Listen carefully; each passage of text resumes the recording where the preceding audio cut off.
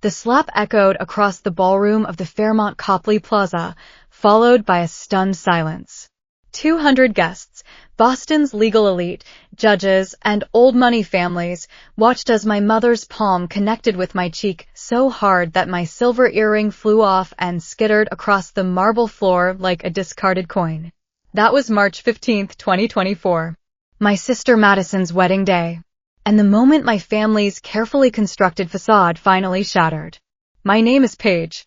For 3 years, I had been the black sheep, the daughter who had betrayed the family by accepting a gift from my grandmother. But that night, I learned the devastating truth about what my mother had done, and I decided I would no longer be silenced. It started in March 2021. I was in my studio apartment in Somerville, reviewing designs for a client's kitchen renovation, when my grandmother Eleanor called. A retired Harvard law professor of 31 years, she was a woman of precision. "Paige, sweetheart," she said, her voice steady, "I'm updating my will. The penthouse at 150 Seaport Boulevard, I'm leaving it to you." I was stunned. The apartment was worth over $2 million. "Why me?" I asked, setting down my chopsticks. "Because you're the only one who visits," she replied simply. "Every Sunday for 10 years, while your mother sends Christmas cards and your sister sends nothing. You bring me tulips because you remember they're my favorite. That matters." Tears filled my eyes. I had no idea that this simple act of love would make me a target. The news leaked quickly. Boston's legal circles are tight-knit, and soon my mother Victoria knew. She summoned me to a family discussion in her Beacon Hill home. My father Richard sat in his leather chair, Madison perched like a mannequin on the couch arm. "She's clearly not thinking straight," Victoria said, crossing her legs, her Cartier bracelet catching the light. "Leaving $2 million to one grandchild? That's not rational." "It's her right," I said. Madison sobbed theatrically. "This is so unfair. I have a career, a life. A trust fund and a yacht," I thought, but didn't say. Richard, who hadn't asked about my interior design business in years, spoke up. "The fair thing would be to decline the inheritance. Or sell and split the proceeds." I stared at him. "I'm not doing either." Victoria's smile vanished. "Then I hope you're prepared for the consequences of being so selfish." The consequences were swift. I was erased from family texts, excluded from Madison's engagement party. I saw it on Instagram. Victoria told everyone I had manipulated my grandmother, that I was a predator who exploited a confused old woman. I stayed quiet, hoping the storm would pass. I didn't realize that silence was exactly what she wanted. In late 2021, Grandma Eleanor moved into Brookhaven Senior Living. She said she wanted peace, but I sometimes saw fear in her eyes. "Did something happen with Mom?" I asked once. "Some things are better left alone," she said. 3 years passed. Then, in December 2023, an invitation arrived, Madison's wedding. Black tie. The Fairmont Copley Plaza. After 2 years of being a ghost to them, they wanted me there? My mother called, her voice dripping with false warmth. "This wedding is a chance for our family to heal. And perhaps revisit the penthouse. Madison and Tyler need a place after the honeymoon." I closed my eyes. The invitation was bait. "Mom, the penthouse is mine. You could transfer it as a wedding gift. Think of how generous that would look." "I'm not transferring anything." Her tone turned to ice. "I expect you to make the right choice." I RSVP'd yes. I would not be shamed into hiding. A week before the wedding, Grandma called at 7 a.m. "If something happens, call Marcus Webb. 617-555-0142. He has the documents." "What documents?" "Just remember the number. And remember I love you." I saved it, my hands shaking. The wedding day arrived. The ballroom was a spectacle of white orchids and crystal. I wore a simple navy dress. Madison, in a cloud of white tulle, hugged me. "Did you bring the paperwork?" she whispered. "What paperwork?" "The transfer for the penthouse. Our wedding gift." So it was already decided. "There are no transfer documents," I said. "The penthouse is mine." Her smile flickered. "Mom's going to handle this." I escaped to the balcony. The cold March air bit at my skin. My phone buzzed. "Grandma. Tell me what's happening." How do you know something's happening? Because I know my daughter. She's been planning something for weeks. She needs witnesses. Grandma, what aren't you telling me? A pause. 6 months ago, your friend Daniel Reeves, the reporter, found something. A property sale in 2020. A house in Cape Cod that belonged to me. A house I never sold. My breath caught. What do you mean? Your mother sold it. For $875,000. She forged my signature. The world tilted. Grandma? Forensic Document Services analyzed it. Probability of forgery, 98.7%. I didn't go to the police because she's my daughter. But I've been waiting for her to make a mistake. Tonight might be it. I straightened my shoulders and went back inside. Dinner ended. Toasts were made. Then came the clink of a spoon on glass. Victoria stood at the microphone. I'd like to invite my eldest daughter, Paige, up here. All eyes turned to me. I had no choice. I walked to the stage. Victoria put an arm around me. Paige has been holding something precious, a $2.1 million penthouse. What better time to share it than Madison's wedding? She produced a folder. Transfer of deed. Just sign, and it's a gift to help the happy couple. The room applauded. Mom, I'm not signing this. Don't be nervous. It's just paperwork. It's the apartment Grandma left to me. Victoria's grip tightened. Don't be difficult. Madison appeared. You're really doing this on my wedding day? I didn't ask to be put on display. Because we knew you'd be selfish. Madison spat. Victoria's composure cracked. You ungrateful child. After everything we've done for you. You didn't raise me. Grandma did. Every summer while you were at galas. Gasps filled the room. The penthouse is mine because Grandma wanted me to have it. No amount of humiliation will change that. Then came the slap. It snapped my head sideways. My earring flew off.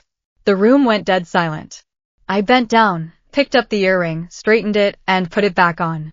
That's the last time you touch me, I said. My voice was steady. I walked off the stage, through the whispering crowd, and out to the lobby.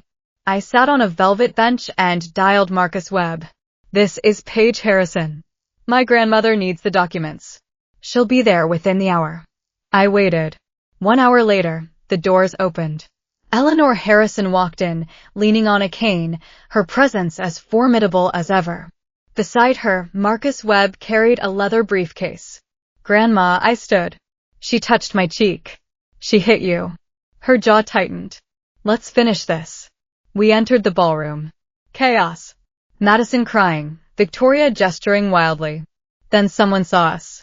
Victoria turned, her face draining of color. Mom? What are you doing here? I'm here for my granddaughter's wedding, Eleanor said clearly. I wasn't invited, but I came anyway. What is this? Victoria shrieked. The truth. Eleanor faced the crowd. I am Eleanor Harrison, former Harvard law professor. I am of sound mind. The penthouse at 150 Seaport Boulevard was left to Paige in my will, filed and valid. Marcus produced the will. This is absurd. Victoria screamed. She's senile. I'm sharp enough to know you sold my Cape Cod house in 2020, Eleanor said calmly. The one I never sold. I was in the hospital with a broken hip. You forged my signature. Probability of forgery, 98.7%. Murmurs exploded. Tyler's father, a managing partner at Ropes Gray, exchanged a look with another attorney.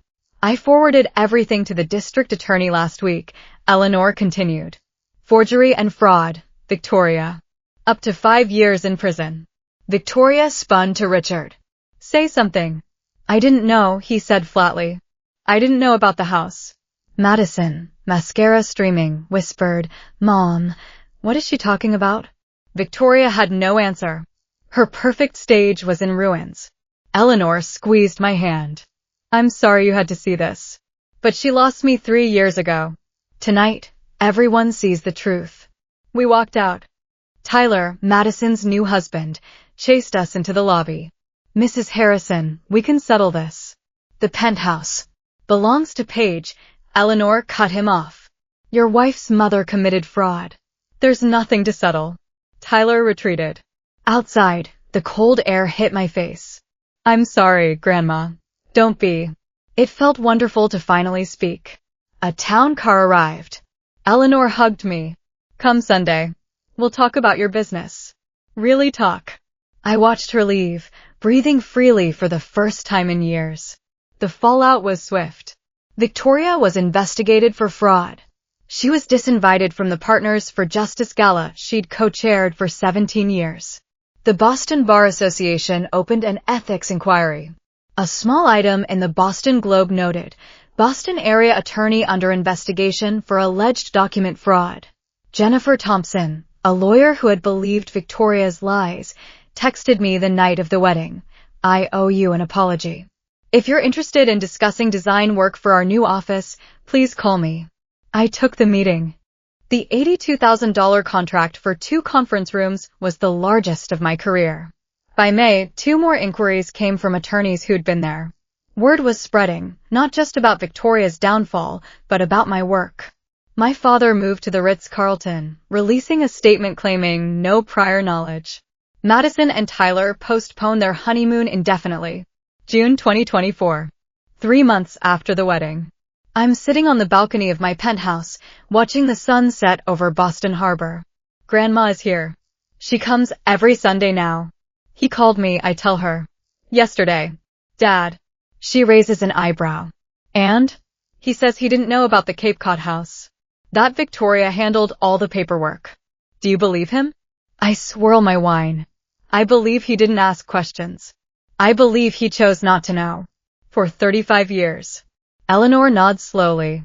What did you tell him? That he needs to earn a relationship with me. By showing up consistently. She squeezes my hand. A healthy boundary. Madison texted last week, wanting to talk. I'm not ready. She knew about the manipulation, the lies. She never once defended me. She has to want the truth first, I say. Love without respect isn't love, Grandma says. It's habit. You deserve both. I started therapy in April. Dr. Mitchell helps me unpack 32 years of avoidance. There's also Ben, an architect I met at a conference. He has kind eyes, a terrible sense of direction, and no idea who the Harrisons are. He likes me for me. It's new, it's slow, and it's the first time I've let someone in without worrying about my family. Grandma finishes her wine. I spent years keeping the peace. I don't want that for you. Speak the truth, even when it's hard. Protect yourself, even when it feels selfish. Tears in my eyes. I'll remember. She smiles. Now, what's for dinner? I'm starving. I laugh. This is my life now. A penthouse that is truly mine. A grandmother who loves me. A business that's growing. Boundaries that are firm. A future I'm building one honest choice at a time.